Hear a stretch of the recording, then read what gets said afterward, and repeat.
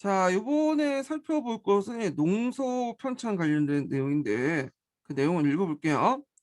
자, 농서는 당대의 농업 문제와 사회 문제를 해결하기 위한 방편으로 일찍부터 편찬되었다. 양난 이후에 국가 제조에 위한 농업 재건은 시대적 과제였으며 이를 위해 정부와 민간의 다양한 농서를 발굴 보급했는데 대표적인 게 정부에서 이제 그 농가 집성을 이제 했죠. 농가 집성이 정부의 대답이라면 농가 원령이라든지 한정로 뭐 친농평 같은 이 민간의 제안이다. 그러니까 이거는 농가 집성은 신속히 만들었지만 어 정부 차원에서 이제 만들어진 거죠. 주도해 가지고. 자, 그 양난 직후에 이제 대표적인 농소가 농가 집성이었고 본래 건농은 관료의 본령으로 국가 제조 기에 그 농업 지침서 적시하기 때문이다. 예. 그래서 이제 농가 집성을 만들었던 이유, 편찬 이유가 이제 들어가 있죠. 예. 여기 국가 제조라는 것은 앞에 이제 전 시간에 제가 강조를 했는데 어, 양난 후에 이제 국가 무너졌잖아요. 예, 조선 왕조가 점점 붕괴되기 시작했죠. 그걸 다시 뭐냐면 복구시키는 그런 작업들을 이제 얘기를 하는 거예요. 자, 그 과정에서 여러 가지 개혁 방안들이 나와 있고요. 자, 농가 집성은 누가 만들었냐면 신속이 주도해서 만들었어요. 그래서 신속이 농사 직소를 중심으로 이를 징보하고 여기다 세종의 건농 교문, 주제의 건농문과 금양장로, 사시 찬요초를 이제 한 권에 채고 집성한 농소다. 자, 그래서 일종의 이제 뭐냐면 편집 자료 여기 보시면 기존의 그런 농서들 이런 것 등등을 포함시켜 가지고 또 성리학적인 어떤 이런 것들을 이제 포함시켜서 만든 책이다. 이렇게 보시면 되겠죠. 자, 농소의 목표를 농가 밥 모두 생산에 더욱 집약하고 합리하여 농업 생산을 제고하는 데 있다. 이때 집약이라는 것은 적은 토지에 생산량을 극대화시킨 거죠. 생산물을 토지의 생산량을 극대화시킨 방법이고 대표적인 게 이항법으로 이제 볼 수가 있죠.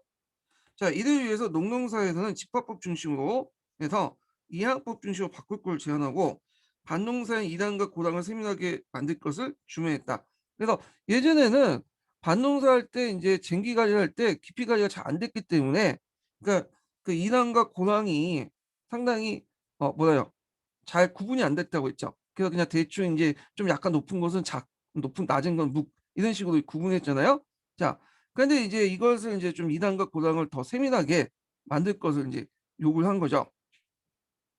근데 농가 집성 자체가 이제 뭐 성리학적인 어떤 농업관 이런 것들이 달 반영됐기 때문에 송실의 충고에 따라 주제의 건농문을 수록했어. 이를 통해서 사대부의 큰 역할이 농민점을 교화하려고 했다면 분명히 했다. 근데 제 생각에는 이제 이 농가 집성을 제대로 읽을 사람이 있었을까? 왜냐면 농가 집성이 새로운 농법을 만들어 가지고 제시한 것도 아니고 기존의 농법을 정리한 거잖아. 근데 이 기존의 농법들은 오히려 농민들이 더 많이 알고 있었죠. 네, 그리고 뭐 한문으로 적혀 있는데 그걸 읽을 사람이 없었을 것 같아. 제 생각에는 그 양반층 외에는. 즉 그 당시 대지주 대농촌을 중심으로 이 시기의 농업 문제를 해결하려고 했다. 그래서 이제 지주층을 기반으로 한 농가 집성의 농학은 얼마 지나지 않아 반발에 직면했다. 이 농가 집성의 양식 작물 그 중에서도 그 상당지에 대해서는 농농사에 치중했다는 내용 때문에 한계 때문에 그렇다. 양난 이후에 조선의 재건이 지주층을 기반으로 이루어졌음에 따라 농민 물량이 촉진되어 있었기 때문이다. 자, 그래서 이제 이런 것들은 이제 그 지주층의 어떤 기반한 농민 그 지주층이 확대되면서 이제 지주층이 토지 소유가 집중되기 시작했죠. 그러면서 이제 농민 물량을 촉진하는 가운데 그 가운데 개선할 생각 없이 전원 지주를 개선할 생각 없이 단순히 지주를 대상으로 했다는 것은 기존의 어떤 사회 개혁적 의지가 전혀 없었다. 이렇게 볼 수가 있겠죠. 자, 농가 집성이 이제 관료였던 이제 신석이 만든 데 반해 민간에서 사찰 농소가 등장을 해요. 이건 이제 좀 뒤에 좀 얘기인데 이제 17세기 말에서 18세기 중엽에 농가 집성의 농전과 뚜렷한 차이를 보이는 색경이나 산림경제, 후생업 같은 농소들이 이제 그 편찬됐고 이 중에 이제 산림경제는 후학을 위해 대폭 증보되어 새로운 차원의 농소를 보급했다. 자, 이들 농사에 제시되는 농업 기술은 농업 생산의 직약화를 추구했다는 점에서 앞서 농가 직선과 그가 일맥상통하며 그 이전의 농업 기술을 할증 발전시켰다. 그래서 그 직약적인 농업을 위해 시비를 별도로 항목을 다루고 반농사의 밀작 세무를 할 것을 강조했으며 그 파종법도 경종법을 할 것을 주문했다. 네, 이런 내용인데요. 자, 또한 한반도 중심의 중부 이북에 이제 발달된 반농사 기술 농학책의 포섭함으로써 농업 중 있어서 상업적 농업을 할 걸 권유했다. 그래서 종전의 어떤 지주제 중심의 농농사의 을 바탕으로 한 것이 아니라 농농사의 기존의 것을 받아들이면서도 상업적 농업을 강조했던 것이 농가 집성하고 좀 차이가 있죠. 그냥 농가 집성이 지주 중심인데 반해서 이런 앞에 뒤에 이제 산림 경제나 이런 것들은 생산 주체를 작용 소독민으로 봤다는 거야. 작용 소독민.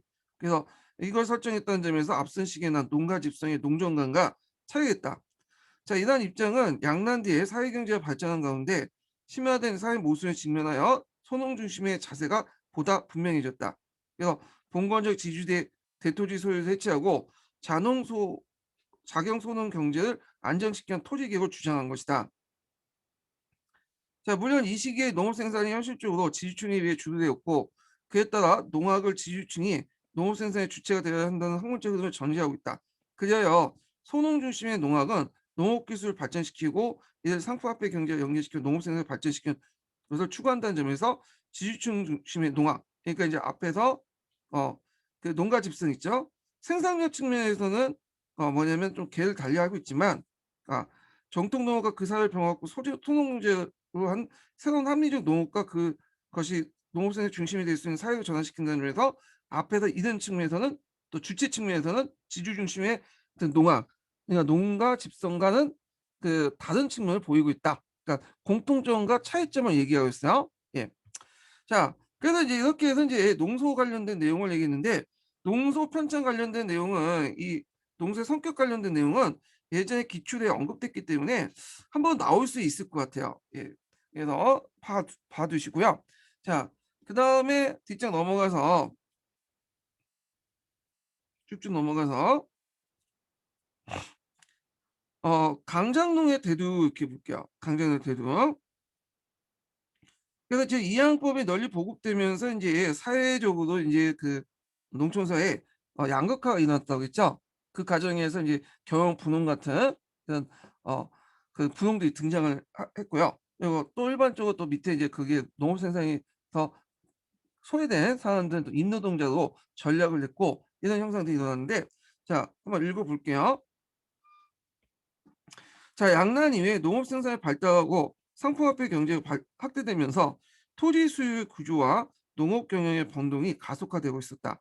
자, 대토지 소유하고 있는 경작한 대농과 분농 등이 등장함에 따라 자작농이나 자gin층의 경우 경작지를 확보하지 못해 몰락할 수밖에 없었다. 아예 이제 한 조각의 땅조차도 가지지 못하는 농민이 늘어났고 그중에 소작지조차도 얻지 못하고 농촌의 품을 팔아 생계를 이어가는 농민들이 등장하기 시작했다. 경작지의 불균형 문제는 토지 수요뿐만 아니라 토지 경영에도 심화되었다.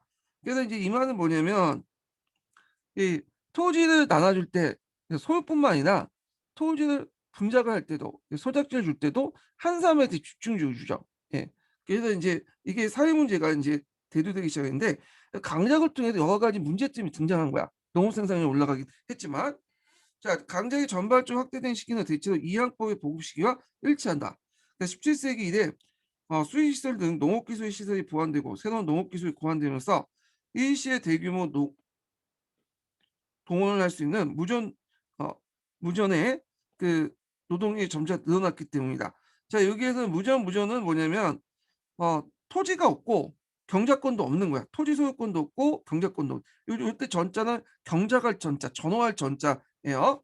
자, 그래서 그 강작농은 이를 기반으로 노동력을 줄일 수 있는 이양법을 그 적극 수용하면서 토지 경영 구문을 늘어났다. 그래서 이제 아까 이제 그 무전의 노동력이 늘어나기 때문에 강작 경자는 이제 필요할 때는 이들을 이용할 수가 있겠죠. 뭐 농번기 할 때 아니면 이제 이양법 할 때 뭘 심을 때 이럴 때는. 자, 그래서 이제 이 강장로 관련된 경영 내용이 있는데 요거는 각자 보세요. 여기까지 이제 보기는 좀 그러니까 두 번째 단락 뭐 내용을 다 건너뛰고 그다음에 여기 쭉쭉 넘어가서 뭐 강작 경영론이 있는데 반강작 경영론이 있는데 이건 보기엔 그냥 각자 보시고 뭐 시험 문제 나올 것 같지는 않고요. 자, 그다음에 197페이지 보세요. 197페이지. 자, 여기에서 이제 이번에 시험 문제에 나온 상업적 농업 발전 내용이 있어요. 이걸 좀 볼게요. 자, 조선 후기에 농업 경영이 확대되어 강장동이 이제 출현되기 위해서는 자가 소비 외에도 농업 생산을 판매하기 위한 시장 조건이 필수이다. 그래서 이제 당시 농촌 사회가 분해되고 도시가 발달되고 사회 전반적으로 인구가 증가되고 비농업 인구들, 그 도시에 살고 있는 비농업 인구들 농산물 수용량이 증가되면서 각종 기후식품과 특수작물에 대한 소비가 증가됐다. 거기에 이제 화폐 경제가 확대되고 국가의 부세 제도 역시 이에 조응하면서 소비능증도 일용품을 구매하고 조세를 납부하게 된 자가 생산물을 억지로 판매하는 경우도 나타났다. 그래서 이제 상업적 농업의 주류는 소작물을 처분하는 지주층이나 처음부터 시장 판매를 목적으로 한 경영 부문을 확대하는 경영형 분홍층이었다. 자, 이때 이제 상업적 농업을 주체로 하는 사람들은 이제 지주층, 그 다음에 경영 분홍 이렇게 볼 수가 있죠. 결국 분홍론은 예전에 전 강의 때 바로 강의 때 얘기한 것처럼 일반 지주들과 달라요. 일반 지주들은 지대를 이제 수익을 목적으로 하죠. 그런데 이 경영부동은 수익을 시장 판매를 목적으로 한 거야. 그러다 보니까 이제 상업적인 어떤 농업을 할 수밖에 없겠죠.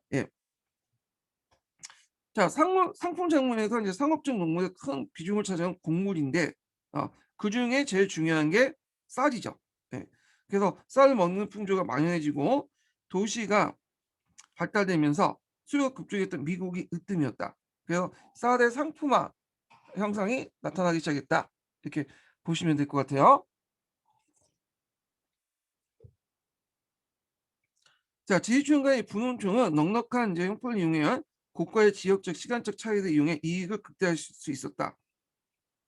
다음은 이 시기 때 일생화된 이 중심은 면이었죠. 이 목면은 어디에서나 그 모든 농가가 생산할 수 없기 때문에 상품화하기 유리했으며 그 이익도 많았다.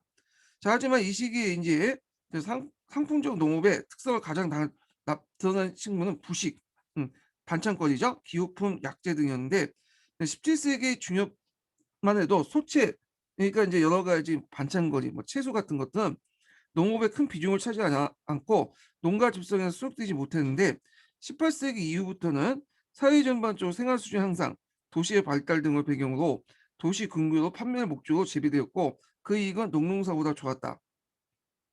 그 다음에 또 약재도 있죠. 그 당시에 약재가 많이 판매됐던 게 뭐냐면 그 당시 뭐 병원이 그렇게 많지가 않았어요. 큰 대도시라든지 뭐 한양에 가야지 뭐 이렇게 병원다운 것들 전문적인 진료소가 있었고 대개 보면 자가치료였어요. 뭐 감기라든지 이런 병들 걸리면 그러다 보니까 이제 약재들이 필요했던 거죠. 자가치료를 하기 위한. 그래서 이제 지역이라든지 홍학, 청궁, 자초, 인삼 등이 재배됐고 그 이에 가장 좋은 논의 10배 이익은 가장 좋은 논의 10배 이른다고 하겠지만 그중에 이제 이 가장 큰 장은 인삼이었죠. 인삼은 대수출품이기도 하죠. 그래서 이제 그 약재를 생산하기 위해서 특별히 어떤 지역을 또 개발하기도 했어요. 예. 그래서 이제 그것이 지역명에 좀 남아 있는 것도 있어요. 예. 자, 그래서 이제 있고 인삼은 본래 야생에서 천연을 자는 약재였죠. 원래 산삼이잖아요. 산삼을 이제 개성을 중심에 갖고 이제 그 재배를 하기 시작하잖아요. 인공적으로. 자, 그래서 이제 인삼은 본래 야생의 천연을 자는 약재였으나 18세기 들어서 국내의 모든 수요 급증에서 인공 재배가 이루어졌다. 근데 이제 인삼은 그 자체에서 고가 약재인데다가 고도의 재배 기술이 필요했고 파종해서 채취하기까지는 어, 그 4년에서 6년은 소요됐기 때문에 많은 자본을 가진 분홍층만 경작할 수 있고 그 이익은 다른 농작물과 동격으로 논할 바는 아니었다. 남초, 담배죠. 예. 그 담배 재배는 조선 후기의 생활 수준 향상과 상품 작물의 재배도 가장 확실하게 보여준다. 담배는 우리나라에서 16세기 말에서 17세기 초 무렵 전래된 이래 그 즉시 전국적으로 재배되기 시작했다. 그래서 18세기 들어서 이제 기존의 비옥한 농지도 담배밭으로 바꾸어 담배 재가에 농가가 경작금을 제한해야 한다는 주장까지도 제기되기도 했다.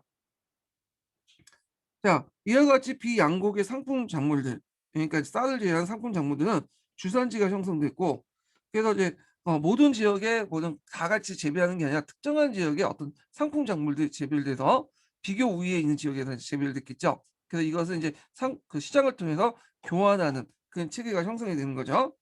자, 그 산지에 생산된 작품은 마치 지금의 고유 상품처럼 전국 시장에 통용되었다. 즉, 사회적 분업이 진전되면서 작물 재배 역시 지역적 분할을 보였으며 그 생산은 철저히 시장을 대상으로 했다.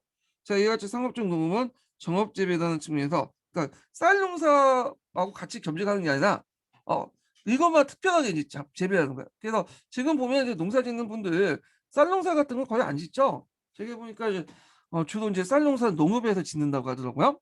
근데 이제 좀 약간 젊은 사람들은 이제 그 특정 작물들을 이제 재배를 하잖아요. 이와 같이 이 전업 재배라는 측면에서 기존의 지주층보다 이걸 주도했던 것이 경영 분홍층이었다. 이런 것들 이제 보시면 될 것 같아요.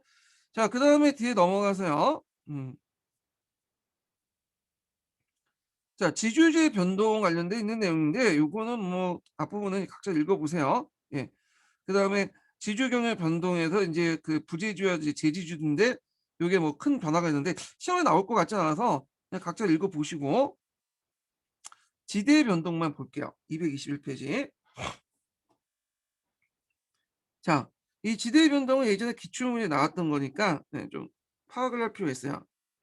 그래서 뭐 타조법이니 도조법이니 뭐 그런 것들 이제 얘기하는 건데 자, 소작지의 지대는 고래부터 수확량의 분배를 미리 정했다가 매년 수확한 생산물을 이를 분배하는 타조법이었다. 지주는 땅을 그다음에 자기인 소작인이죠. 소작인들은 노동력을 병작하여 수확량의 50%를 낳는 변작 반수제였다. 그러니까 타조법이 변작 반수제 대표적인 거라고 보시면 돼요.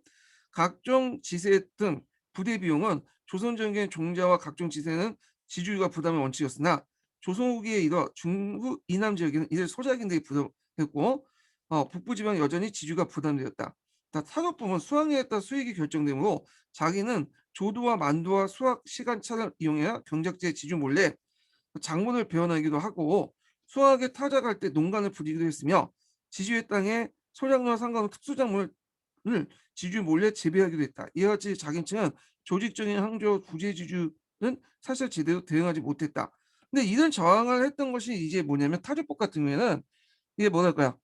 간섭이 많았다고 했죠. 이 간섭이.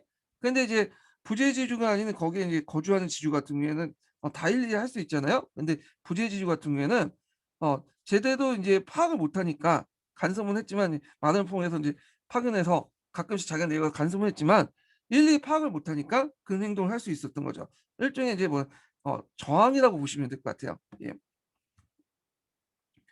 자, 그래서 이제 18세기도 이제 지주층 사진과 자gin층 요구에 따라 정액지인 도조 또는 도지가 등장했는데 그래서 봄철에는 지주와 자긴 간에 미리 소작물을 정해 놓는데 그 액수가 평균 예상 그 평타의 3분의 1 정도였죠. 그리고 종자와 지세는 모두 자gin이 부담했다. 요거는 이제 뭐냐면 어 그 종자와 지세가 이제 지주가 부담하는 원칙에 비해서 좀 약간 그 자gin이 그 뭐냐면 불리한 것도 있겠죠. 근데 수확량 자체의 많은 부분을 자기네 가져갔으니까 요런 부분은 감안한 것 같아요. 제 생각에는. 자, 조조는 이 풍에 상관없이 고정적인 수익과 지출을 고려하는 지주 입장, 특히 공방이나 간청에 편리한 수지 방식이었으며 왜냐하면 공방이나 간청 입장일 때는 타격법 같은 게 일일이 관리 감독을 해야 될 거냐. 근데 이들은 공무원이죠. 관리들이 바쁜데 그 관리 감독할 수도 없고 그리고 생산량 같은 걸 이제 뭐 수학계에 봐야 될 거 아니에요. 그러니까 이게 상당히 시간 대비 모든 노동력이 많이 들었던 거죠. 그리고 거기 얻는 수익도 자기 것도 아니고 그러다 보니까 얘네들 입장할 때는 국가가 요구하는 그리고 그 간첩 경비만 좀 어느 정도 일정한 액수만 확보하면 상관없는 것 같아요. 그래서 그 타조보다는 도조를 선호한 것 같아요. 자, 또 그럴 필요 없는 부재지 중에서 또 관리하기 힘드니까 원격지 토지에 대한 관리 부담이나 지대 수치를 또 덜어줄 수 있다. 자, 농민의 입장에서는 도주를 선호했다. 그래서 도주는 지대 자체가 타주에 비해서 적은 데다가 영농을 자해서 총 생산이 늘어나면 그만큼 자신의 수익이 늘어나기 때문이다. 그렇기 때문에 전투를 개간하는 과정에서 자기네 노동력을 제공하는 등의 기여를 했을 경우에 지주는 그에 대한 보상으로 도주를 경우가 일반적이고, 그 다음에 그럴 경우엔 도주액이 좀 저렴하고 그 권리도 보장받을 수 있었다. 그래서 도조법이 왜 각각의 이제 지주 측이나 그다음에 그 자기네 입장을 왜 원했는가, 그걸 얘기를 하고 있어요. 만약에 이제 그거 관련된 기출문제 나오면 이걸 쓰시면 될 것 같아요. 자, 하지만 당시 여전히 풍년에 따른 수확 정도의 급증하기 때문에 모든 토지가 도저히 적용할 수 없었다. 그래서 생산량 풍흥에 크게 좌우되지 않고 일정한 밭에서 도주가 우선 적용됐고, 논의 경우 수의시설 제도에 갖춰질 경우에 도주를 적용했었다. 왜냐하면 수의시설 갖춰야지 풍년에 대비할 수 있잖아요. 그래서 풍년 때는 수의시설이 있으면 풍년은 되지 않더라도 평탄은 가할 수 있잖아. 그러니까 이제 평탄을 해야지 정액지대를 얻을 수 있겠죠. 근데 수의시설이 없는 천수석 같은 경우에는 들쭉날쭉하죠, 생산량이. 근데 그런 경우에서 이제 딱 정해놓고 갖는다는 게 이게 좀 힘들잖아요. 예. 자, 또한 이항법고 일단 소출이 증가되자 도주에서 타주로 돌아오는 것도 있었다. 그래서 지주들이 이제 소출이 생산이 늘어나니까 도주보다 타주로 다시 역행하는 경우도 있었죠. 그래서 이제 이때 앞에서 언급했던 타주와 도주의 중간인 집조가 등장해요. 예. 이 집조도 예전에 기출문제에 언급됐어요. 이거 답안으로 설정됐던 부분이거든요. 그래서 19세기 때 그 당시 지대 납부 방식의 변화, 어, 일반화된 이제 내용을 쓰시오, 지대 납부의 일반화된 특징을 쓰시오 할 때 이 집조도 답이었어요, 그 당시. 자, 집조는 이제 뭐냐면 앞에서 언급한 것처럼 그 타조처럼 그 수확이 끝난 다음에 반탕을 하거나 반분하거나, 그다음에 농사 짓기 전에 도조처럼 계약을 맺고 이게 평타의 3분의 1을 받는 게 아니라 수학 직전에 작황을 보는 거야. 네. 그래서 이제 간평이라고 하죠. 그래갖고 그걸 보고 이제 그때그때마다 지주하고 합의를 보면서 이제 수확량을 내는 방식이죠. 그 직조는 그 수학이 임박할 때 지주와 자기인데 그의 작황을 살피고 그 현장의 지대를 측정하는 방식이다. 종자 세금은 자기인이 부담했고 지대는 실제 수확량 3분의 1이었다. 그래서 직조는 예상 수확량 3분의 1을 납부한 도조보다 부담이 컸지만 풍년에 따른 위험을 줄일 수 있다는 점에서 자기에게 불리하지 않았다. 그래서 지주와 그, 뭐냐면 자기니 왜 직조법을 했는가에 대한 내용이 들어가 있어요. 네, 이거는. 자, 그래서 이제 각각의 필요에 따라 직조법도 행해졌다. 네. 그다음에 상품화폐 경제가 발달되고 잉여 공부를 최종적으로 상품 판매를 목적으로 하고 있었다는 점에서 지주의 지대는 화폐 급납의 형태를 취할 수밖에 없었다. 그래서 이것도 좀 기억을 해두셔야겠죠. 자, 그래서 화폐지대는 지역에다 돈도지, 도지전, 전도지 같은 여러 가지 부르는데 그 명칭에서 있을 도지에서 먼저 발생했다. 그래서 화폐 경제가 가운데 안정적인 화폐 수요를 얻고자 했다. 자, 그래서 이제 있는데 주의할 것은 도지에서 발생했다 해서 그러니까 도지에 의한 도조법 있죠? 예. 도조법만 해야 되는 게 아니에요. 타조법도 나중에 이제 확대되기 시작해요. 뭐 이런 내용들이 있고요. 자, 그다음에 이제 뒤에 넘어가서 이제 쭉 보면 이게 있네 또. 음. 영정법과 비총법인데 이제 이거는 앞에서 이제 언급했고. 자, 그러면 이제 상품화폐 경제 진정 관련된 내용을 좀 볼게요. 여기 상당히 시험 문제 많이 나오죠. 상품화폐 경제 진정. 그래서 조선후기 때 이제 잉여생산물이 이제 등장하면서 이 많은 걸 처분하는 과정에서 시장과 이제 도시가 발달하기 시작했고 상품화폐 경제가 발달했잖아요. 자, 그래서 예전에 이제 요 관련된 내용들이 시험에 많이 나왔어. 앞으로 계속 나올 것 같고. 예. 근데 이게 이제 읽어보시면 알겠지만 한 통이 그 중요도에 비해서 너무 간략하게만 기술돼 있어. 이게 몇 페이지야? 세 페이지 정도밖에 안 돼요. 예. 그래서 이제 한 통은 이제 건너뛰고 어, 푸셈을 중심으로 한번 읽어볼게요. 푸셈을 읽어보기 전에 그 이제 뭘 보냐면 기본 강의 내용을 좀 개관을 하고 나서 좀 볼게요. 예.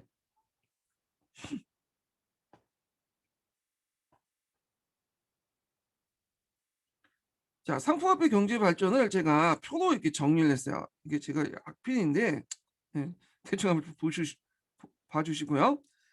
자, 여기 이제 이게 이제 그 인간관계를 중심으로 이제 쭉 어떻게 상품화폐 경제가 발달이 됐는가 이걸 좀 보면, 자, 양난 후에 유민들이 급증했죠. 예.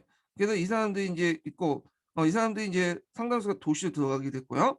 그다음에 앞에서 언급한 것처럼 이항법이나 경정법 같이 농업 생산이 증대됐어. 그리고 이에 따라 농민적 이탈과 토지 이탈이 많아지죠. 그래서 이런 유민층과 그다음에 농촌사에서 쫓겨난 많은 인구들이 한성 같은 대도시로 이제 인구가 증가돼요. 그래서 한성 같은 이제 대도시의 이제 도시 인구가 증가되게 되고요. 자, 이때부터 시장상인과 사상가의 대립구도가 됐어요. 전 시간에도 얘기했지만 조선 전기 때는 특별하게 시장상인들에게 독점권을 주지 않았어요. 예, 왜냐하면 줄 필요가 없었죠. 자연 독점 상태였으니까. 예.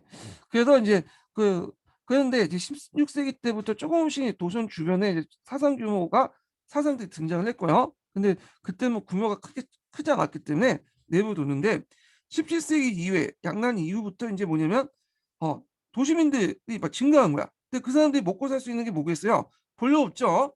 그러다 보니까 이들이 이제 그 시장에 가서 물건을 갖다 팔기 시작한 거야. 그러면서 시장 상인들과 충돌을 하게 돼요. 예를 들어 이제 시장 상인들은 주로 이제 정부의 보호를 받았던 상인들이고 사상은 그렇지 못한 상인들이요. 자, 그러니까 이제 시장 상인들이 안 되겠다. 자신의 독점권을 좀 제도적으로 보장받을 수 있어야 되지 않을까. 그런 것들을 이제 생각했겠죠. 또 시장 상인들은 정부에 필요한 물자들 또 대주고 쌍값을 대주고 해주잖아요. 예. 자, 그러니까 이제 이 사람들이 그 당시 집권층의 노론 세력들과 연결해요. 그래서 이제 금난 정권을 실시하게 되죠. 금난 정권. 예, 금난 정권. 그래서 이 금난 정권 실시 부분에 대해서는 뭐 정확한 연도 나오진 않고 있어요. 그냥 대개 보면 숙종 때이지 않을까 이렇게 보고 있어요. 추정만 하는 거예요. 그래서 원래 금난 정권의 대상은 기존의 그 시천상인들, 보통 우리가 유기전이라고 하는 상인들이죠. 이 유기전도 조선 전기 때 형성된 상위 집단은 아니고요. 예, 인조 무적에 형성된 상위 집단이에요. 자, 그렇지만 이제 나중에 이 시장상위 집단이 늘어나잖아요. 한성의 인구와 상품 물량이 증가되고 그에 따른 시장 상인들도 집단도 많이 늘어나니까 어, 유기전 외에도 다른 시장 상인 집단도 이제 뭐냐면 금난 정권을 확대하죠. 그래서 보통 14개 집단 정도 이렇게 이제 금난 정권을 획득했다고 돼요. 그 금난 정권은 크게 이제 그 두 가지 권한이 있는데 하나는 이제 금난 정권 허가를 하는 것은 평시서에서 하고요. 자, 처벌권은 어디에서 행사를 하냐면 일단 이 시정상인들이 그 금난 정권을 가지고 있는 시정상인들이 자기 몰래 물건을 팔고 있는 상인들 발견하면 붙잡아. 예. 그래서 그 처벌은 어디에서 하냐면 한성부에서 해요. 예. 그래서 이제 붙잡아 오는 걸로는 청란권이 나오고 그 다음에 붙잡아서 한성부에서 처리하죠. 처벌을 하죠. 이걸 속공권이라고요. 원래 한성부에서 이제 속공권하고 시정상인 그 참란권을 다 갖고 있었지만 간행적으로 이제 시정상인들에게 참란권을 준 거죠. 예. 자, 그래서 이제 시정상인들이 이제 한성부에서 가난했던 걸 볼 수 있듯이 요 그 금난 정권은 한성부 가난권에서만 한 거예요. 사대문 안에서만. 예. 그리고 사대문 밖에서는 금난 정권이 적용되지 않아요. 자, 근데 이제 문제는 이제 금난 정권 형성되면서 요거 이제 자연스럽게 난전이 발생돼. 자, 난전이란 건 뭐냐면 허가받지 않는 상인들이 와가지고 그 사대문 안에서 장사를 할 경우에 난전이야. 그래서 이 난전의 유형은 되게 많아요. 예. 그럼 난전이 어떻게 이제 발전됐는가 보면 난전은 17세기 초에 이제 군졸이나 이런 사람들을 통해서 이제 훈련도가 이제 군졸들이 월급이 짜다 보니까 어, 밤에 아니 여유 시간에 물건을 갖다 판다고 했죠. 이들은 허가받지 못했어. 예, 그렇기 때문에 이들은 난전인데 이 정도는 그냥 봐줄만 해요. 왜냐면 규모가 작았으니까. 근데 이 난전 규모가 점점 커지게 된 거야. 예. 그래갖고 이제 이때 17세기 후반에 이제 17세기 후반에 종로 2년 7패 3대 상권이 형성되는데 이 종로 상권은 이제 아직까진 그 시천상인들이 장악했는데 2년과 7패에서는 그 난전들이 이제 행해져. 시천상인들이 2년과 7패에 금난 정권을 행사할 수 없었거든요. 왜냐하면 한성 그 사대문 밖이었어요. 예. 근데 사대문 밖이지만 바로 밖이기 때문에 실질적으로 이제 이를 중심으로 해 갖고 그 형성됐던 거죠. 예. 그래서 이제 중도와 도매상이나 행상 등이 이제 장악했고요. 그러다가 인제 시천상인데 안 되겠다 해서 그 당시 금난 정권을 강화해서 노동 세력들과 짝짝꿍 해 가지고 법을 바꿨어. 그래서 이 한성부의 관할 범위를 한성부 그 사대문 외에도 그 바깥의 심리까지도 한성부의 관할 범위에 편입을 시킨 거야.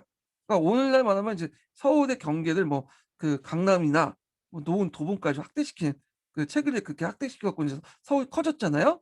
이런 거 이제 볼 수가 있겠죠. 자, 그러니까 이제 사상들 입장 올 때는 이제 이연이나 칠패 중심으로 해 갖고 자기 장사를 할 수가 없겠죠. 이 금난 접근이 강화됐으니까. 그래서 더 외곽 지역으로 나가요, 외곽 지역. 그래 갖고 인제 서울에 올라온 길목에 이제 송파나 누원이나 소원이나 태계원 이런 외곽 지역에 상권을 형성해. 그래서 서울 중 외곽을 형성해서 요게 매점 매석을 해요. 어 그러면서 인제 그때 부각된 사람들이 여객 주인들이죠. 여각 그 여객 주인들은 뭐냐면 인제 여객이라는 거는 이제 그 상품을 이제 판매하는 사람들 모아서 이제 밥도 해 주고 관리도 해 주는 그런 사람들인데 이 여객의 이제 주인권 그 주도권 요 여객의 완전 그 할 수 있는 운영권을 주도를 하게 되죠. 그 여객 주인권을 주도했던 사람이 누구냐면 건강상인들이에요, 건강상인들.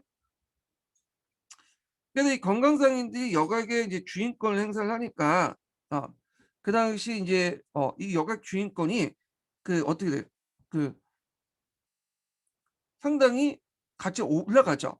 그래서 경강상인들이 여객 주인권을 통해서 막대한 매점 매석을 하고 하니까 나중에 19 세기 되면 여객 주인권을 권력층이 구입을 해. 음. 그래서 요런 것도 좀 기억을 해 두시고 요게 예전에 시험 문제 나왔죠. 자, 그러면 앞에서 인제 시장 상인들 중심으로 상권이 형성되는데 이제 17 세기 18 세기 중반에 들어가면 그 시장 상인 상위권 인제 중심이 19 세기 그러니까 18 세기 후반에 들어가면 서울 외곽이 상권이 형성되면서 인제 뭐냐면 시장 상인 중심의 상권이 아니라 사상들 중심으로 상권이 형성이 돼요. 그래서 인제 요게 변화가 나오죠. 음. 17, 18 세기 중반에는 상권은 요런 인제 이런 형태도 시천상인들이 주도를 했어요, 한양의 상권을. 근데 18 세기 후반에는 여기가 이제 중심이 돼요. 송호나 어 누전, 누원이라든지 송파 이런 것들이 인제 중심이 되면서 상권이 인제 사상들 중심으로 바뀌었다. 예. 이렇게 시장상이 아니라 사상중 중심으로 바뀌었고 그러면서 인제 포구가 유통의 중심지가 돼요. 예. 그러면서 이 포구 주인권 그러니까 여객 주인권이 어 그 당시 인제 뭐냐면 어 가치가 올라가게 되죠. 예. 자, 그래서 인제 요렇게 17 세기 18 세기 중반 때 시장상의 중심의 상권이 18 세기 후반 때 여객 주인을 중심으로 여객 주인권을 중심으로 경강상이나 사상들 중심으로 바뀌었다. 그걸 좀 기억을 해 두시면 돼요.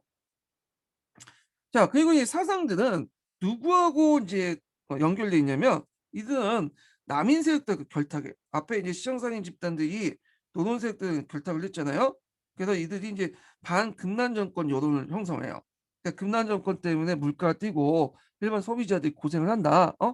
자, 그러니까 인제 이거에 대해서 정조 때 이제 칠제공의 상소에도 그런 내용이 나오죠. 예. 자기가 어릴 때는 물가가 되게 쌌는데 커서 보니까 지금 보니까 물가가 너무 비싸더라. 어 그래서 인제 금난 정권 원래 이제 유기전을 줬던 제한 금난 정권을 다 폐지시키자. 아 그래 갖고 유기전을 제한 금난 정권 폐지를 상소 올리고 결국에는 시내 통공을 하는 거죠. 시내년에 이제 막힌 곳을 뚫어주는 정책인 그래서 시내 통공을 하는데 자, 이 시내 통공을 통해서 금난 정권이 폐지됐다. 그리고 그 영향으로 그 당시 인제 운송계 운부동고가 있었는데 운부동고는 뭐냐면 앞에서 상인 집단들도 이제 그 매점 매석을 했잖아요. 도고 행위를 했는데 이와 마찬가지로 그 당시에 이제 수송하는 운송계 업종 그 운송계도 운송 업종들도 자기끼리 모여서 인제 특정한 집단을 형성해 가지고 어 뭐냐면 도고를 형성해요. 그래서 다른 집단들이 운송을 못 하게 해야 돼요. 근데 이제 금난 정권이 폐지되면서 그 매점 매석 도구 형태가 인제 타파되는 그런 형상들이 보이니까 이 운부 도구도 폐지가 되죠.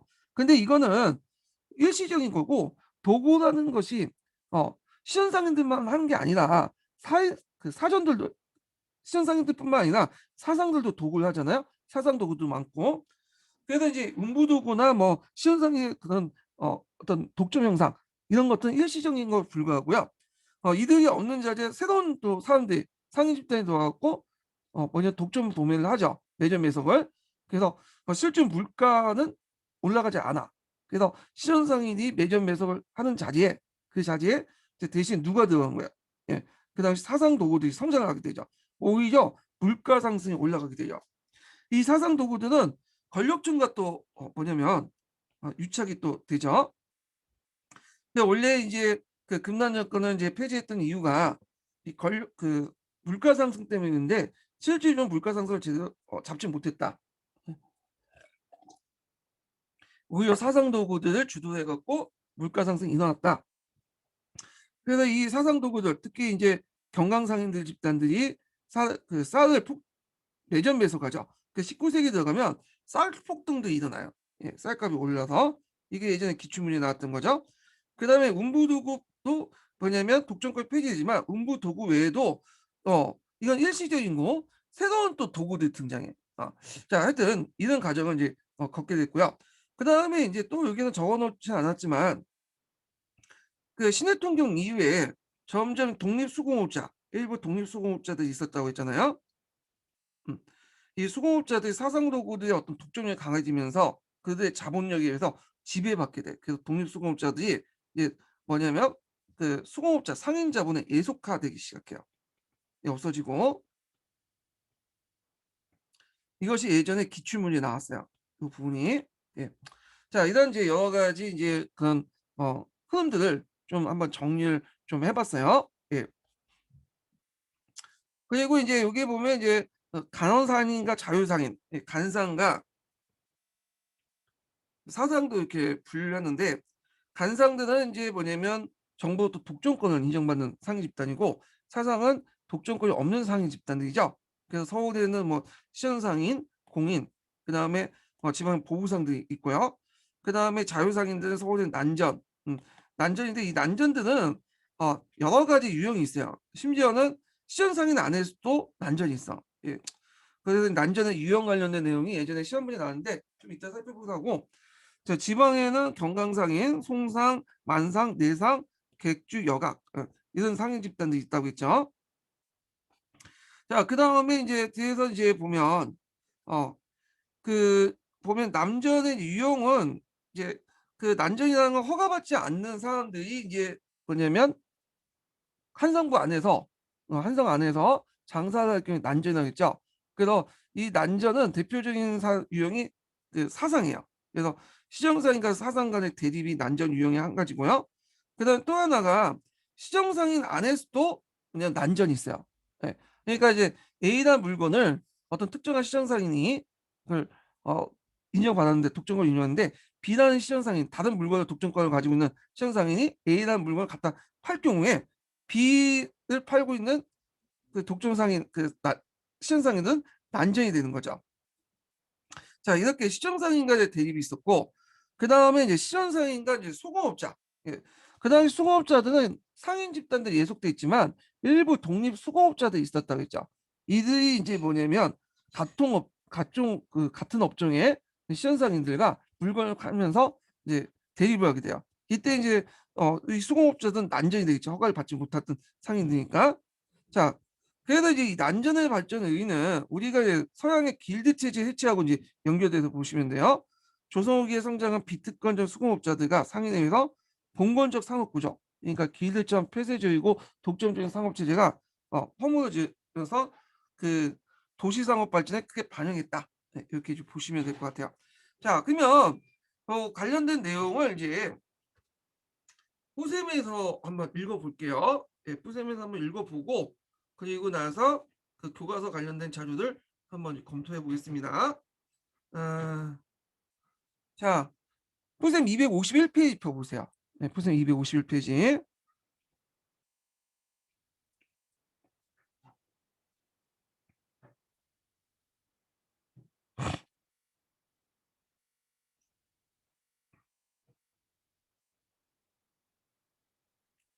자, 선생님 이 51페이지 보면 장시의 발달과 상설 시장의 증가 이렇게 있는데 어, 이 앞에 부분에 잠깐 볼게요. 야, 요거 이제 하기 전에 두 번째 인증번호 알려드릴게요. 두 번째 인증번호는 96번이에요. 예, 두 번째 인증번호는 96번입니다.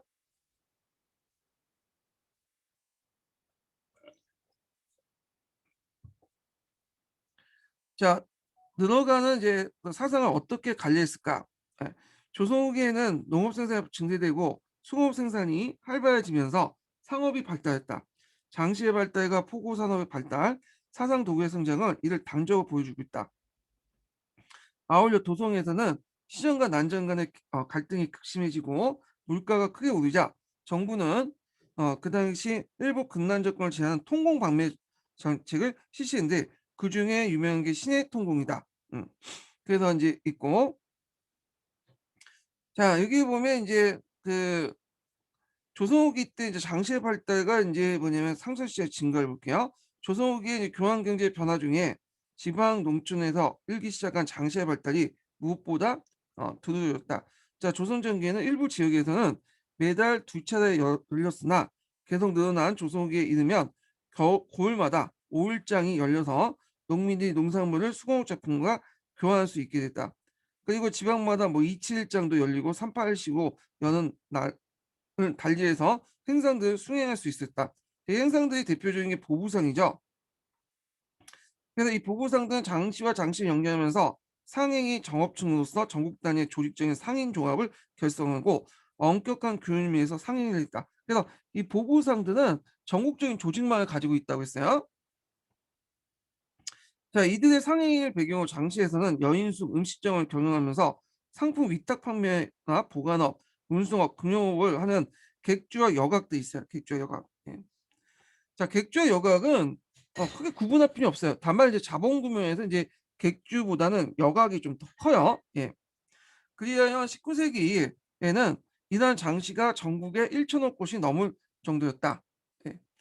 자, 그다음에 이제 또한 장시들은 지역과 지역 사이, 지역 내의 상호 연관 속에서 강화되는 가운데 소시장들은 대시장들에 흡수하거나 없어져 시간이 갈수록 장시 수가 오히려 줄어들기도 했다. 그러니까 수는 적지만 규모가 커졌다는 거죠. 그 결과 대도시나 그 주변의 경제 요충지와 지방의 행정 및 상업 중심지에는 장시가 점점 상설 시장이 됐다. 그래서 비상설 시장에서 오일장에서 상설 시장이 바뀌었다. 근데 주의할 것은 모든 그 시장이 상설 시장이 됐다는 건 아니에요. 앞에서 언급했지만 지방행정의 상업의 중심지에서만 그런 형상들이 보이는 거죠.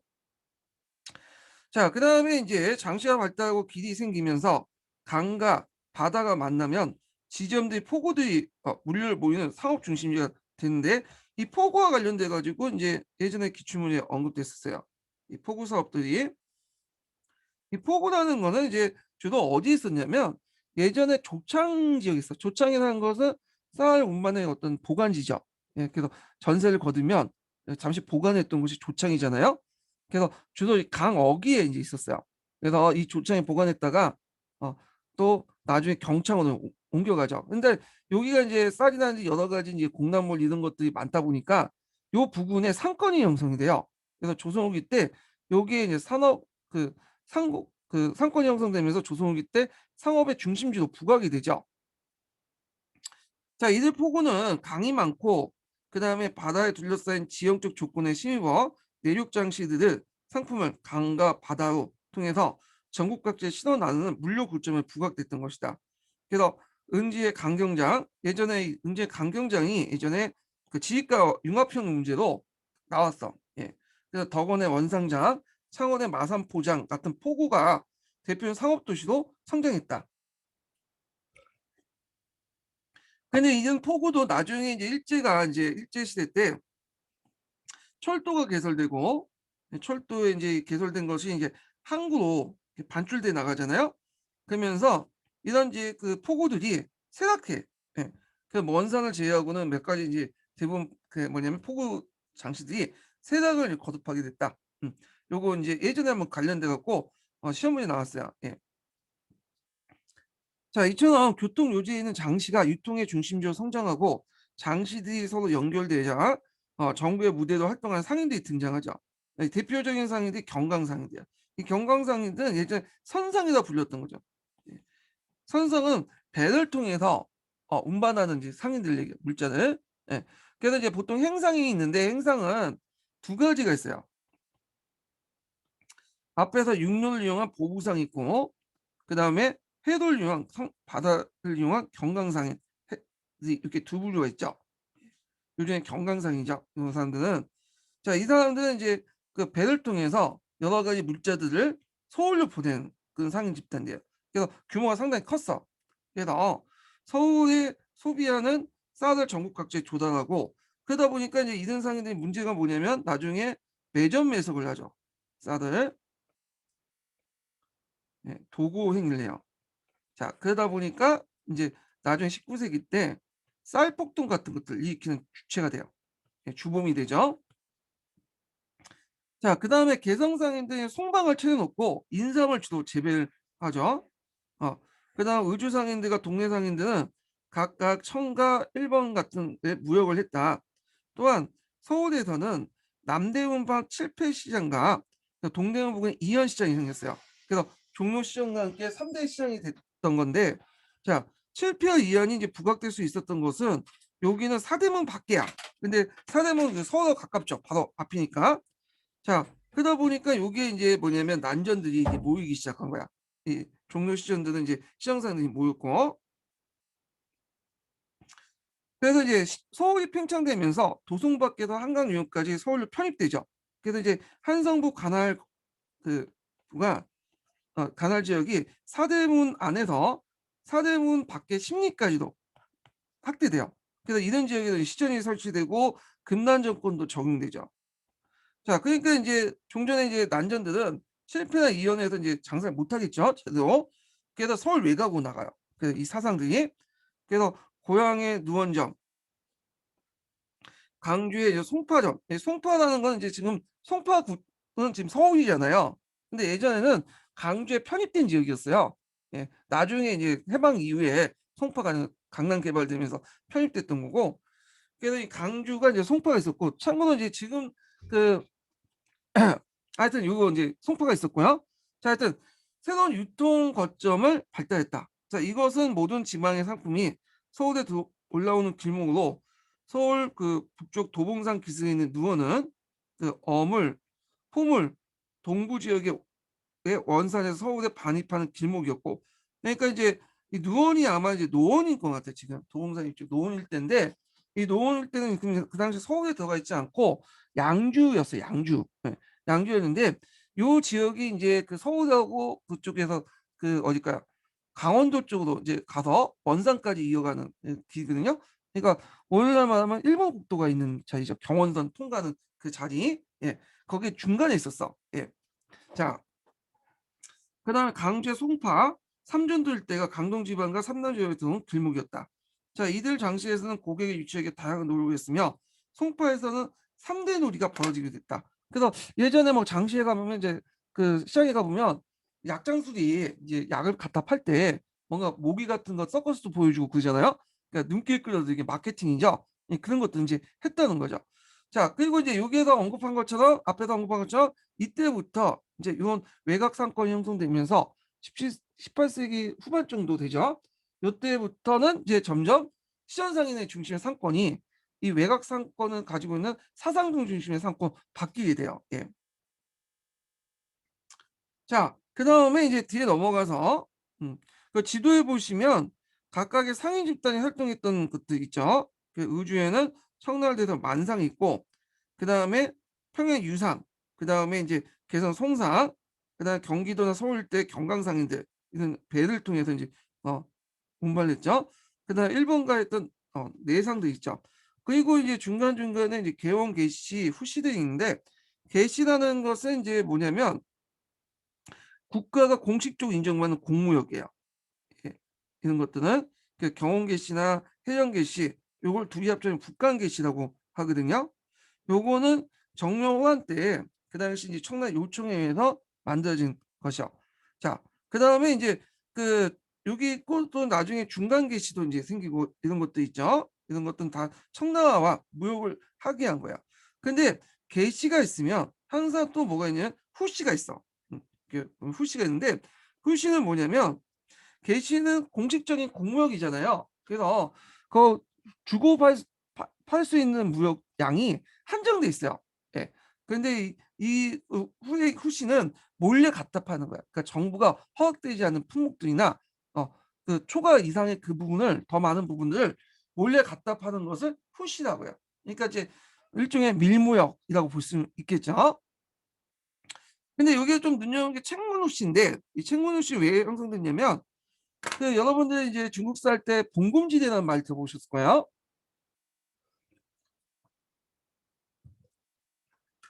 청나라가 내지론에 들어갔을 때 자기 조상들의 고향을 이제 보호하기 위해서 이 압록강 그 부근의 땅들 있죠. 백두산 그 부근의 땅들을 사람이 살지 못하는 봉금지대로 만들었어요. 예. 그래서 여기 안에는 뭐냐면 사람이 살지 못하도겠어. 예. 그래서 여기에 물론 이제 원룸해갖고 우리나라 사람들이 원룸해갖고 요 지역을 개척하고 그러긴 했지만 원칙상 그렇다는 거예요. 그래서 조선하고 청나라의 국경은 요 압록강이 아니었어요. 그 당시에는 실질적인 국경은 어디냐면 우주를 건너서 어쩌고 이 봉금지대 건너가지고 봉황성이 뭐냐면 일종의 국경선이었어. 예. 그래서 이 봉황성에 도착하면 이제 청나라에서 여러 가지 이제 사절단을 위해서 그 여러 가지 뭐 음식이나 이런 것도 대접하고 그랬는데 그러다 보니까 봉황성에 이제 입국 절차를 밟고 그 하룻밤 쉬다가 북경에 들어갔거든요. 근데 이제 상인들이 그 당시에 청나라 이제 사신단 갔을 때 연행사 갔을 때 40만 간 게 아니라 여기에 뭐 군관이라든지 그 다음에 뭐 여러 집단도 같이 들어가요. 그래서 상인도 같이 이제 들어오고 그러다 보니까 이제 봉황성에서 그 당시 책문 봉황성 앞에 그 국경선을 이제 표시하는 책문이 있었거든요. 일종의 경계선이죠. 거기에서 이제 뭐냐면 중국 상인들과 조선 상인 간의 무역이 일어났어요. 근데 이것은 허락받지 않은 무역이야. 그렇기 때문에 이걸 책문에서 일어난 허락받지 않는 밀무역이기 때문에 책문우시라고 했죠. 그러니까 책문우시가 너무 어, 번성하니까 이거 안 되겠다. 이 상인들을 좀 관리 감독을 해야 되겠다. 그래서 그때 이제 조공 사절단을 따라 보낼 때 같이 모두 따라 보내면 단련사도 같이 보냈어요. 단련사의 업무는 뭐냐면 이제 그 책문 후시 같이 밀무역을 방지하는 거야 중국 내에서. 근데 이 단련사도 돈에 뭐냐 눈에 그 돈을 추구하는 사람들이기 때문에 이게 돈만 좀 아니까 이 사람들 오히려 밀무역을 주도를 하게 돼요. 그래서 어떤 말까지 생기냐 단련사 후시까지 이제 생겼어. 예. 그래서 이렇게 이제 후시와 개시 관련된 내용들 좀 설명했고요. 자, 그다음에 이제 사상의 성장과 난전의 증가 이렇게 볼게요. 자, 상업이 발달되면서 상인 점포 중에서 시역을 담당하지 않으면서 시정상인들의 취급 물종을 사사로이 매매하는 사상들이 적지 않았다. 이 시역이라는 건 국가가 이제 시정상인들에게 부여하는 국역을 의미해요. 그래서 여러 가지 공납물들 사오거나 사신들 접대 물품을 사오거나 하면 주로 이제 공짜로 받거나 아니면 약간의 이제 값을 치르고 해서 이제 받는 거죠. 근데 시정상인들이 이제 손해 보는 것에도 불구하고 그걸 했던 게 뭐냐면 그걸 받으면서 조선 후기 때는 독점권을 인정받을 수 있었잖아요. 근데 얘네들이 그렇게 노력해서 독점권을 얻었는데 어 근데 물건 팔렸더니 자가 허가받지 않은 상인들이 자기 물건을 갖다 판단 말이야. 자, 이걸 이제 볼 때는 이제 뭐라고 하냐? 시장 질서를 물량하게 해서 난전이라고 했어요. 난전. 자, 이 난전의 발생 시기는 16세기 때 거슬러오죠. 이 16세기 때는 시장상이 자연 독점 상태였지만 조금씩 영세 송상인 정도들이 와가지고 몰래 갖다 파는데 앞에서 얘기한 것처럼 그렇게 규모가 크진 못했어. 그러니까 무시할 정도야. 예. 그래서 도성 질서를 교란시킬 정도 아니었는데 근데 임난 이후부터는 이제 크게 이제 난전이 번성되기 시작했죠. 그래서 난전의 발생 배경을 보면요. 난전은 임진왜란 이후에 도성 인구의 증가와 산업 발전에 힘입어 시현상인들 상권이 위협할 만큼 크게 성장했다. 그 성군은 훈련도관 군인들이었죠. 이 훈련도관 아까쯤에 월급이 짜다고 했죠. 자, 그들은 국가가 지급하는 급료가 매우 적기 때문에 생계를 유지하기 위해서 봉급을 받은 면포를 팔거나 수공업 제품을 만들어 시장에 내다 팔았다. 자, 그럼에도 이들 군인은 시정상인과 달리 전환에 올라가지 않고 시험을 지지 않았다. 그러니까 전환이라는 거는 그 평시서에서 그 시정상인들을 관리하게 만드는 어떤 명단이 있어요. 거기에 이제 시정상인 집단들의 어떤 종류가 있고 각 시정상인들이 그 독점한 물품들이 적어놓는 거야. 거기에 올려야지 어떤 특정한 물품들 올려놓고 시정상인들이 등록돼 있어야지 뭐냐면 독점권을 인정받을 수 있어요. 근데 거기에 올라가지 않다는 거죠. 그리고 국가에서 그 하는 시역도 짊어지지 않았죠. 근데 이때까지는 뭐 좀 봐줬어. 왜냐면 훈련 동안 얘들이 월급이 작잖아. 국가 입장 볼 때는 얘들도 그냥 생계를 어느 정도 보장해 줄 필요가 있기 때문에 그냥 눈 감아 줬어요. 이거는요.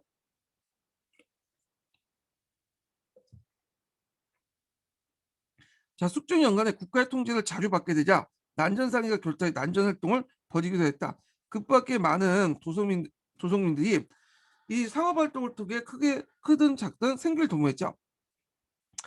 자, 여기에서 각 관청의 관리나 노비 외에 여타 도성민도 적극적으로 가담했다. 그 결과 시정상인과 비시정상인 간의 물종 매매를 둘러싸고 그 분쟁을 얘기했는데 이게 이제 그 세 가지 유형이 있어요. 이게 세 가지 유형이 예전에 기출문제 나왔어. 이 03년 기출문제 나왔거든요. 첫 번째 유형은 시정상인과 사상 간 상권 분쟁. 음. 그러니까 이거는 독점권을 가지고 있는 시정상인들과 독점권을 가지고 있지 않는 사상 간의 이제 상권 분쟁에서 난전의 첫 번째 유형이 나오고요. 두 번째는 시정상인 간의 취급 물종의 어떤 다툼. 음. 그래서 A라는 물건을 가지고 있는 독점 상인 집단이 B라는 물건을 자기 독점권이 없는 상인 집단의 물건을 갖다 팔 경우에는 그 시정상인 안에서도 난전이 발생이 되는 거예요. 그 다음에 세 번째 유형은 시정상의 수공업자의 판매권 다툼. 그래서 시장상인들이 주로 판매를 하지만 일부 수공업자들이 직접 판매하는 그 수공업자들도 생긴다고 했죠. 독립 수공업자들이. 그래서 이제 이런 집단 간, 시장상인 집단과 수공업 집단 간의 어떤 다툼. 세 가지 유형을 볼 수가 있겠죠. 자, 우선 이제 첫 번째 유형이 이제 그 볼 때 시장상인과 사상과의 상권 분쟁인데 요때 이제 주로 서울 경기 지역에서 활동했던 상인 집단은 경강상인 집단들이야. 요 상인 집단들. 자, 이 경강상인들 보면 이게 경강상인들이 사상 중에 잘 자본금을 제일 큰 상위 집단들인데 우선 사상의 대표단 경강상인들은 수도 한성을 젖줄로 경강을 중심으로 뭐냐면 매석을 통해서 부유한 상업 자본가를 성장했다. 자, 이 경강이라는 한강을 얘기하죠. 자, 얘들 중에 이제 어물전을 대항해서 강상을 서는 시전의 창설을 주된 여객 주인층이 등장했다. 자, 여객 주인층 예전에 얘기했죠. 이 여객 주인층이 포고 사업의 중심 역할을 했다고 했죠. 그래서 숙박 시설도 이제 제공해주고 상인들에게 돈도 좀 빌려주고 그 다음에 도매업도 하고 다양한 업무를 해요. 예. 그래서 이 나중에 19세기 들어가면 이 여객 주인층들이 상당히 뭐냐면 그 돈이 많이 벌기 때문에 그 고관 대작들이 이 여객 주인권을 사들여. 예. 그리고 이걸 바탕으로 이제 머슴들 시켜갖고 운영을 하고. 자, 그리고 도서관에는 중소 신흥상인들이 개방을 하고요. 개방을 하고 처음에 시장을 취급하지 않은 물품들을 매점하여 치부하였으며 개방이라는 말이 상점을 연다 이런 말 같아요. 그 이제 경제 강화되면 마침내 시장의 상권까지 침해하게 되죠. 또한 지방의 일부 상인들은 세력과 양반들 결탁을 난전 행위를 또 벌이게 되는데 예를 들어 어느 지방 상인들은 모시 명산지인 충청도와 충청 일곱 곳에 진출하여 그곳에서 생산한 모시천들을 매점하여 서울의 창고에 쌓아두면서 소매하는 난제를 벌이면서 서울에 있는 포전상인들, 이 포전상인들이 이제 모시에 대한 독점권을 가지고 있었나 봐요. 그러다 보니까 어, 영업을 파산 지경이었다. 그 결과 많은 난전이 실패 이후에 자리 잡아 이곳의 상원 중심지가 각광받기도 했고 어물의 경우에는 이연과 실패의 거리에서 어물이 내 외물제 거래량보다 10배가 더 많았다. 자, 이렇게 비시정계 상인들, 사상들을 얘기하죠. 이들이 난전을 차리고 시전주도의 도성질서를 도전하게 되었다. 그래서 첫 번째 유형, 이 시전사인과 사상의 분쟁이 여기에서 여기까지 내용이에요. 여기에는 대표적인 건강상인 외에도 일부 지방상인들 등등 이연과 칠패 상인들 등등을 나오고 있어요. 그 다음에 두 번째가 뭐냐면 두 번째 유형이 아까 제가 말한 난전 분쟁이 시전상인 간에서 일어나요. 예. 그러니까 시전상인 안에서도 난전이 존재를 해요. 예. 그래서 이제 모자전과 상전의 경우 취급 물종에 따른 둘러싼 그 분쟁이 야기되는데 자 그 바늘을 이제 침자라고 하죠. 예전에 한번 시험 문제 나왔던 건데 바늘가지 각자 자기 시절의 취급 상품을 주장하면서 상대방을 각각 뭐냐면 난전이라고 고발을 한 상태가 있거나 또 이제 비슷한 업종이 있어요. 중국산 비단 관계가 3전이고 비단의 일종이 명주라는 게 있거든요. 명주전. 예. 비슷한 업종을 이제 하잖아. 그러니까 이제 요게 또 비단을 둘러싸고 분쟁이 일어나. 예. 그래서 이렇게 이제 시전상인 안에서도 이렇게 난전 분쟁이 일어났다. 이렇게 기억을 해주시면 될 것 같고요. 그다음 세 번째 유형은 뭐냐면 이게 수급자 중에서도 이제 뭐냐면 시장상인을 통해서 물건을 갖다 파는 게 아니라 독자적으로 물건을 파는 그런 것들이 있어요. 그러니까 오늘날 말하면 뭐 전자랜드, 하이마트 이렇게 온라인 상거래 같은 거 있잖아요. 쿠팡 이런 걸 통해서 유통을 하는 게 아니라 뭐 삼성 대리점, LG 대리점 이렇게 해 갖고 자기가 직접 판매를 하는 그런 사람들 얘기예요. 그래 갖고 인제 수공업자들은 시전상인과 동업을 배격하고 독자적인 상공업자로 이렇게 성장하여 그 시전상인들이 치열하게 분쟁했는데 대개 뭐 철무점과 야장 사이에 벌어진 중발전의 다툼이 볼 수 있다.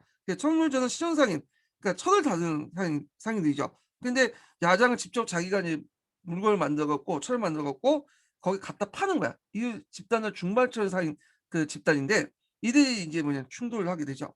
그밖에 이제 말총이 있죠. 말총은 인제 뭐냐면 그 조선시대 때 이제 갓을 많이 사용했잖아요. 이 갓의 원료가 되기도 하는 건데 자 이 말총을 둘러싸고 그걸 판매하는 상경상인 집단과 그걸 만드는 총장상인 집단 간의 어떤 다툼 이런 것들이 세 번째 유형이라고 보시면 되죠.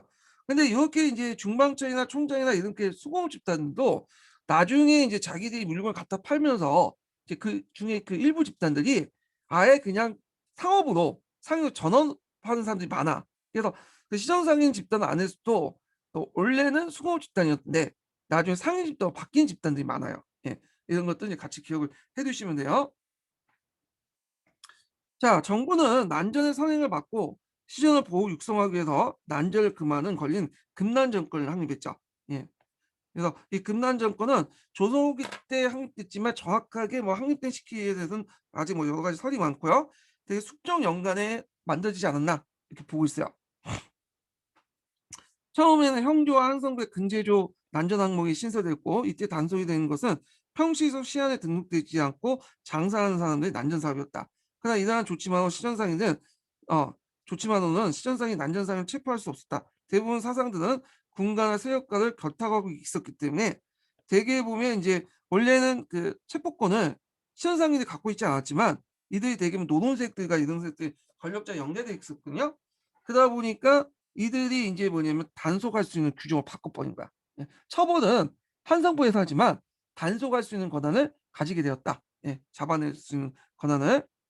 자 이러해서 인제 이러한 금난 정권이 크게 난전을 받아준 창난권과 그다음에 난전문을 간에서 압수하는 속건권으로 이렇게 이루어졌는데 자 이런 권리는 조선 전기에 보인 난전권과 달랐다. 그러니까 조선 전기에도 난전권이 있었어요. 이 난전권은 뭐냐면 이때는 이제 뭐냐면 사상들을 단속하기보다는 그 보통 시험상에도 안에서 동양인 같은 걸 속이는 경우가 있었거든요. 그러니까 이게 이제 시장 질서를 물량케 하는 거야. 그래서 이것을 인제 그 주로 불법 행위를 금하는 건데 요거는 조선 후기 때 난전이라는 의미는 비시장기 상인들의 상업 활동을 금하는 권리예요. 그래서 그 금난 정권의 그 난전의 의미가 좀 달라졌다. 예 이렇게 좀 기억을 해 두시면 돼요. 난전을 단속하는 권리가.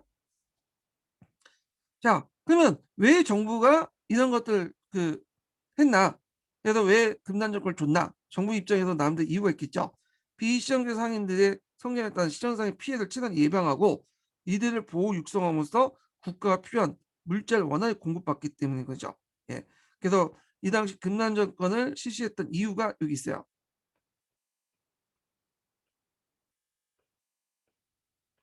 그래서 요때 금난 정권의 의미는 동양 같은 불법 행위를 금하는 게 아니라 어 비시정상의 상업 활동을 금하는 권리를 얘기하는 거예요. 예.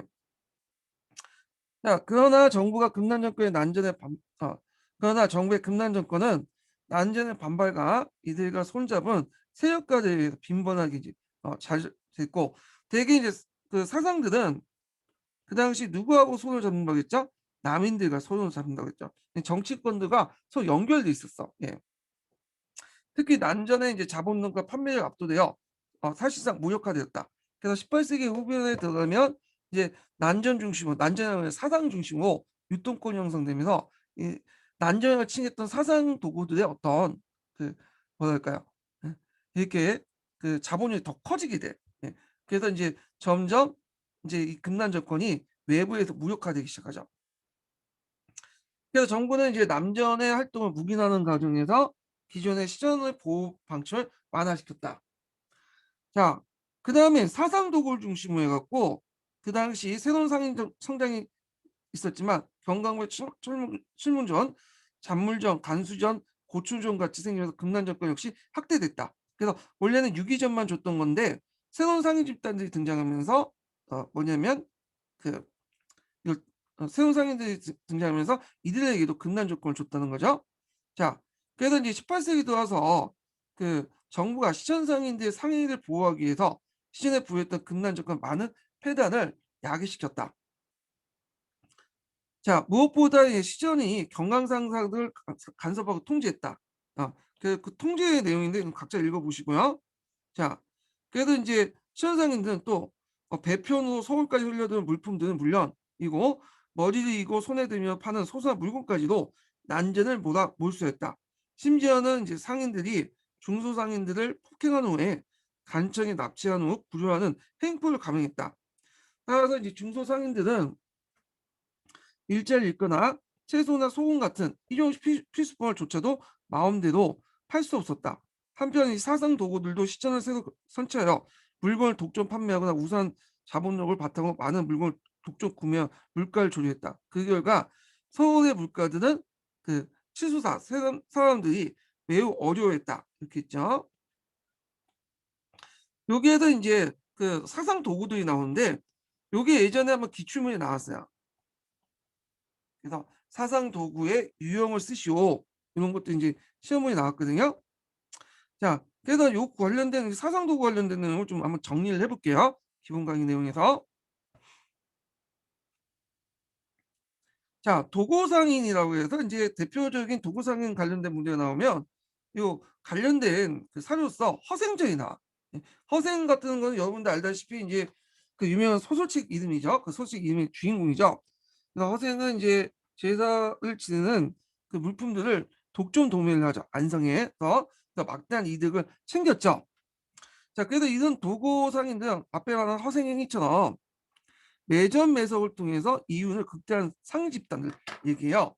근데 이 도구는 사상 도구로만 좀 많이 알려졌지만 간상 도구도 있어요. 보통 이제 도구의 시작을 공인으로 보고 있거든요. 그래서 공인들이 자기가 가지고 있는 그런 그 창고를 이용해서 매점 매석을 통해서 어 이익을 챙겼는데 이 창고 이름이 도구야. 그래서 이제 이게 매점 매석을 통해서 뭐냐면 그 했던 상인 집단을 도구라고 해요. 그러니까 도구 안에는 여러 상인 집단이 존재를 하고 있죠. 이거 하여튼 자, 그 간상 도구들, 간상 도구는 이제 그 정부의 독점권을 가지고 있는 상인 집단들이죠. 이들도 그 매점 매석을 통해 이익을 챙겼어요.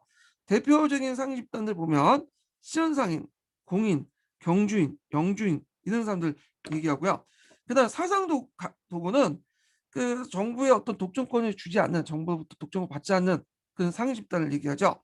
그래서 요게 객주, 여각, 경강상인, 개성상인, 의주, 만상, 동네상인 이렇게 있어요.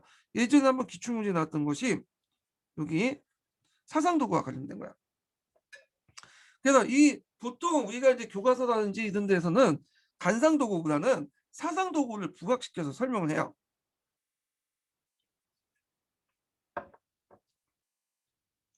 그래서 사상도구의 성장 과정을 보면 18세기 이후에 상품화폐 경제 발전과 더불어 도시를 중심으로 난전이 발달하면서 보다 큰 자본력과 상수를 갖춘 비특권적 상인의 사상이 등장했고요.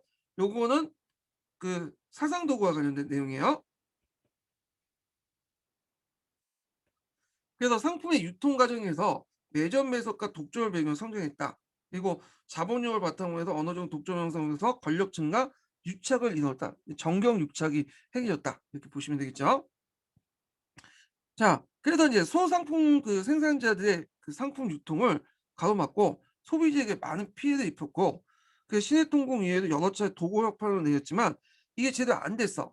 그래서 정경 유착이 실패했다. 원래 신해통공을 내렸던 목적이 물가 상승 때문이거든요. 근데 이제 시현상인들 도청 도매는 막을 수 있었지만 사상들의 도매 도청 그 매점 매석을 막지 못했어요. 그래서 시현상인들의 매점 매석을 오히려 사상들이 하게 되죠. 더 심하게.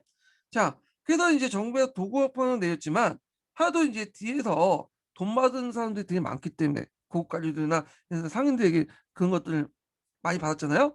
그러다 보니까 이게 되게 형식적이고 단속도 되게 안 됐나 봐요. 그래서 이제 쌀과 소금도 급박하게 여러 가지 일용품을 매점에서 일삼았기 때문에 상품 공급의 부족과 물가 상승을 양기시켰고 소비자층과 소생산자의 반발을 불러일으켰고 19세기 때는 쌀 폭등같이 농민 항쟁의 원인이 되었다. 요 관련돼서 예전에 기출에 나왔던 거죠. 쌀 폭등. 그래서 이제 사상 도구에 이제 활동들이 쭉 있어요. 뭐 강상도 있고 그다음에 그 개성상인들 만상, 유상 이렇게 있는데 그거 하나 좀 더 살펴볼게요. 자, 대표적인 상인 사상 집단 경강상인 선상이라고 하는 그런 상인 집단인데 주로 한강변을 중심으로 해서 그 정부의 세곡과 양반 지주의 소작로를 대신 활동 그 옮겨주는 활동했던 상인들이야. 그래서 조선 후기 때는 독자적인 조원소를 운영하는 게 아니라 그 정부의 세곡이나 이런 것들은 다 이제 뭐냐면 경강상인 집단들이 위임을 해요. 오늘날 말하면 아웃소싱을 하죠. 자, 그래서 이 위탁을 하죠. 외주를 주죠. 성장 과정을 보면 17세기 이후에 상품화폐 경제 발전과 함께 곡물이 주요 상품이 되면서 성박을 이용해서 곡물 도매상을 발전했고요. 성가 수입보다는 그러니까 배를 운영해서 운영하는 비용보다는 곡물 운반 과정에서 자행된 부정적인 방법을 통해서 이걸 자본을 축적했다. 그래서 정부 어떤 세금 운반을 위임받으면 거기에서 물론 공짜로 안 해주겠죠. 돈을 줬죠. 예, 수수료 받는데 그 수수료 받는 것보다는 그것은 이제 운반 과정이 부정한 방법으로 자본 축적했어. 예를 들어 보면 배를 고의로 침몰시켜 갖고 쌀을 빼돌린다든지 그리고 쌀에다 물을 집어넣어 갖고 그 양을 채운 다음에 나머지 쌀들은 빼돌린다든지 그런 걸 부정 행위를 많이 했다는 거죠. 근데 이걸 그 당시 그 관리자도 알고 있었어요. 예. 근데 이제 눈 감아 줬죠. 예. 왜 눈 감아 줬겠어요? 당연히 돈을 받았으니까. 예. 자, 이렇게 축적된 자본을 바탕으로 해서 곡물 매점 매석의 도구 상인들 성장을 했고요. 그리고 쌀을 매점 매석함으로써 서울의 미전들이 문을 닫게 하고 쌀 구하지 못한 빈민들이 폭동을 불러일으켰다. 그래서 이제 매점 매석을 위해서 도구 사업을 가능할 정도 축적된 산업 자본의 규모와 저항을 야기시켜서 반도구 운동을 이제 펼치는 어떤 배경이 됐고요. 그리고 더 나아가서 성북 건조를 직접 투자해서 조선을 또 경영했죠. 그래서 여기 조선 후기 때 경강 지역에 활동했던 상인들 그 활동 영역이 보이죠. 예. 요게 예전에 시험문에 나왔어요.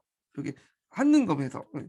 그래서 한번 나올 가능성이 있어. 그래서 한번 눈에 발라주시고 자, 의미를 보면 이제 축적된 자본을 상품 생산에 투자하여 직접 생산자 상인 자본을 예속시켜 상업이 봉건적 상업 체계에서 근대적 상업 체계로 이해하는 단계를 발전시켰다. 자, 그다음에 뭐 개송상인들 있는데 고려 조선시대 그 선진산수에서 상권을 이뤘던 상인군이죠. 그래서 사계송도 치부법이라 해서 복식부기도 또 유명해요. 예. 그래서 외국보다도 거의 200년인가 앞서 있다고 그러죠. 그리고 전국에 송방을 지점을 설치했고 인삼이나 포목, 양태 이런 것들 판매를 했다. 중국과 무역을 통해 은과 인삼을 교류했고요. 그 외에도 만상에서 유상이라고 하죠. 우주상인이 있고 그다음에 평양 유상과 그다음에 그 동네에 내상 등이 있다. 뭐 등등 이렇게 이제 보시면 될 것 같고 유상은 이제 평양에 있는 거고 만상은 의주에서 활동했던 상이네요. 예, 좀 수정해서 들어주시고요. 자, 그래서 이제 이렇게 사상과 사상 도구에 대해서 한번 살펴봤어요. 그러면 다시 이제 뿌리 깊은 내용을 좀 볼게요. 자, 여기에서 이러한 정부의 이러한 폐단을 완화시키 위해서 영조 연간에 앞에 이제 사상 도구의 행패죠. 민의를 이제 보호한다는 명분으로 시정상인들이 극단적으로 진행하고 그다음에 그러니까 도구의 그 문제점이에요. 그래서 사상도구와 간상도구 다 합쳐서 예. 농민들 소상인들 소금의 상일 용역이 있었다. 그러나 이러한 그 논의는 시정상인 보호 정책 벗어날 뿐만 아니라 도구 특히 시정 도구들의 반발로 지속되지 않았다. 그래서 이제 이걸 근본적으로 해결할 수 있는 것들이 필요하겠죠. 그래서 이때 이제 정조 15년에 통공을 판매했어요. 통공. 음. 이걸 이제 일명 신해년에 공포했다고 해서 신해통공이라고 하죠. 이 신해통공 관련된 내용은 예전에 기출 사료로서 나왔어요. 예. 그래서 요거 이제 관련된 내용들 한번 읽어보세요. 자료 26번인가 기출 사료인데 한번 이제 시간 될 때 읽어보세요. 기출 나왔으니까. 자, 이 신해통공은 좀 쉬었다 갈게요. 요거는요.